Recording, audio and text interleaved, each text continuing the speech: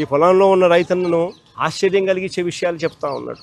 ఈ రైతన్నను అడిగే, అన్న మీ పంటలేకి ఎవరైనా ఎన్యూమరేషన్ చేయడానికి ఎవరైనా వచ్చారా అని. ఈ రైతులే కాదు, ఎక్కడ రాష్ట్రంలో ఉన్న ఏ రైతుని అడిగినా కూడా, అన్న ఎవరి పొలంలోకి కూడా, ఏ రైతు దగ్గరికి కూడా పొలంలోకి ఎవరు కూడా ఎన్యూమరేషన్కి రాలేదన్న అన్న మాట వినిపిస్తుంది. కృష్ణా కలెక్టర్ ఇచ్చిన ప్రొసీడింగ్, ఈ ప్రొసీడింగ్స్లో కృష్ణా కలెక్టర్ ఏమంటాడు తెలుసా? 30వ తారీఖు తను ఈ ప్రొసీడింగ్స్ ఇస్తూ తను ఏమంటాడు, enumeration of crop damage and social audit, enumeration అయిపోవాలా, సోషల్ ఆడిట్ అయిపోవాలా, to be completed by 31st, అంటే ఒక రోజు. 30వ తేదీ ప్రొసీడింగ్స్ ఇస్తాడు, 31వ తారీఖు కల్లా సోషల్ ఆడిట్ అయిపోవాలా, ఎన్యూమరేషన్ అయిపోవాలంటాడు. And any grievances shall be redressed immediately. ఒక రోజు టైం. అంటే ఎంత నిర్దాక్షిణ్యంగా వీళ్ళు, ఎవడు కూడా వీళ్ళ టైం ఇచ్చింది ఒక రోజు. అంటే దాని అర్థం ఏంది?